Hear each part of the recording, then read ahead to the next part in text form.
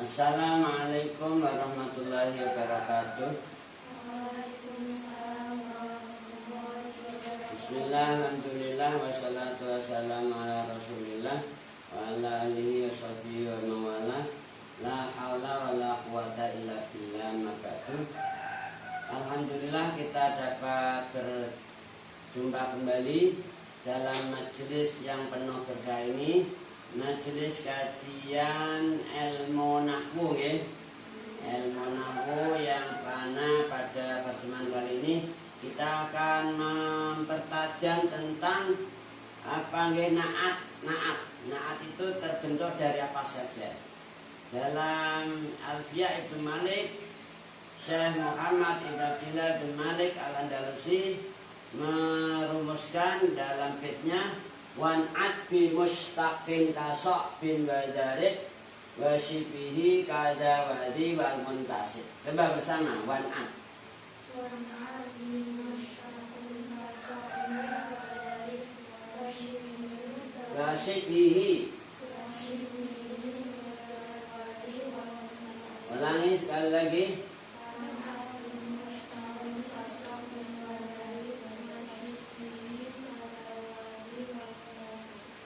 Diulangi bersama tanpa melihat papan tulis. Bersama.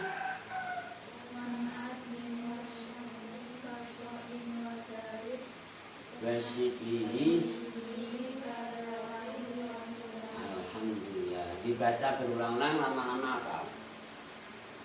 Gitu ya. Ini dimaksudkan bahwa naat itu bisa terbentuk atau dibuat. Yatakawwanun na'tu min atau yusahu atau siyo. Naat itu tidak semua lafaz bisa dijadikan naat. Ada lafaz-lafaz tertentu. Yang pertama adalah mustaq.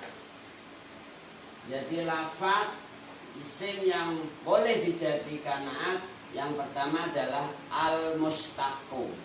Wan'at bi mustaqin. Lafaz yang dikategorikan mustaq. Maka kita harus tahu apa itu mustaq. Nah, gitu lah ya. Apa itu mustaq? Di sini ada satu pertanyaan, ma huwal mustaq? Sudah mencatat semua ya? Sudah yang ini? Hah? Baru setengah. Oke, nanti dilanjut. Kita terangkan dulu, oke? Jadi lafaz yang boleh dijadikan naat, perhatikan Pak tulis dengan cermat. Pertama adalah al-mustaqu.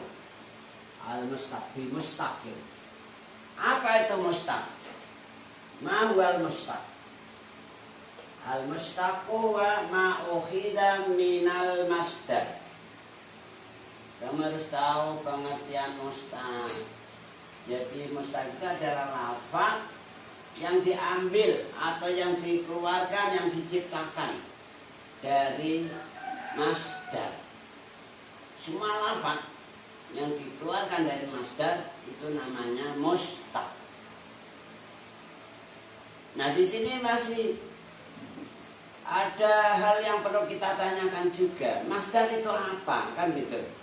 Kan di sini tadi al-mustaqu huwa ma ukhidha minal masdar. Semua lafaz yang diambil dari masdar itu namanya mustaq. Apa itu masdar? Ma huwal masdar. Nah, kita harus tahu juga al-masdar huwa asalisu minat tasrif. Yang namanya masdar adalah lafaz yang ketiga, urutan yang ketiga dari tasrif. Pernah belajar saraf? Misalnya nasara yang suruh nasron, ya betul. Apalagi doroba yadribu dorban. Nih, alima ya'lamu il. Kalau kita hitung urutannya, nasara yang suruh nasron. Nasron ini yang ketiga. Nah, urutan yang ketiga dari tasrifan itu namanya masdar. Semua lafaz yang diambil dari masdar itu namanya mustaq. Berarti dapat kita simpulkan masdar itu kata asli, kata pokok, kata dasar. Kalau dalam bahasa Indonesia kata dasar. Misalnya apa nggih?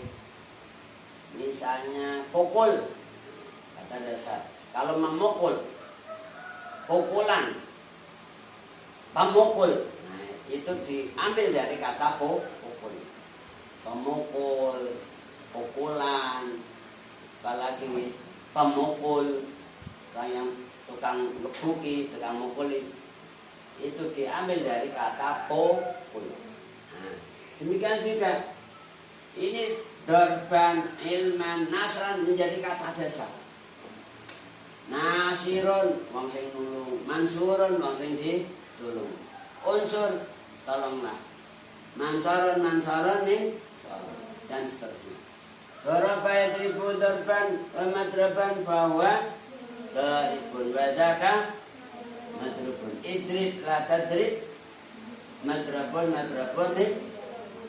Alima ya'lamu ilman wa ma'laman bahwa alimun wa dzaka ma'lumun. Iklam la ta'lam ma'lamun nih. Pernah belajar saraf? Alhamdulillah. Jadi jangan sampai kita nggak mengenal perubahan kalimat satu ke yang lain. Namanya tasrif. Oke? Semua lafaz yang diambil dari masdar namanya mustaq. Apa saja di sini ditegaskan, yaitu meliputi isim fa'il, isim maf'ul, sifat musyabah, al-taqdir. Isim fa'il, isim maf'ul, as-sifatu al-musyabahatu, af'al taqdir, ini namanya mustaq. Di sini diberikan contoh seperti sokbun, kasokbin, wajarib. Sokbun itu artinya sulit. Kalau sahlun artinya mudah. Jaribun artinya cerdas. Misalnya kita ambil contoh apa nggih? Ada amrun sokbun. Ada amrun sokbun. Ada misalnya tilmidun daribun. Coba perhatikan papan tulis. Misalnya kita lihat contoh, ada amrun sa'bun, ada tilmidun daribun. Nah, sa'bun artinya sulit. Kalau sahlun mudah, misalnya sahlun. Ada amrun sahlun. Nah, ini sa'bun memberikan contoh lafaz yang dikategorikan sifat musyabahah. Dia masuk kategori mustaq. Sifat musyabahah termasuk mustaq, isim maf'ul mustaq, isim fa'il mustaq, af'al tafdhil mustaq. Untuk isim fa'il misalnya seperti contoh yang tadi kita ikuti di sana, al-aqilu. Bisa kamu bikin contoh yang lain, ad-daribu, al-alimu, al-karimu dan lain sebagainya. Oke? Berarti al-aqilu itu sudah sesuai karena dia termasuk mustaq. Untuk pengertian mustaq sudah dapat dipahami. Kemudian ada af'al tafdhil. Af'al tafdhil itu yang mengandung arti lebih itu loh. Itu wazan af'al. Misalnya akbaru, asgharu, apalagi misalnya nggih akbaru, asgharu, ajmalu, ahsanu dan lain sebagainya. Nah, misalnya apa nih? Ada rajulun. rajulun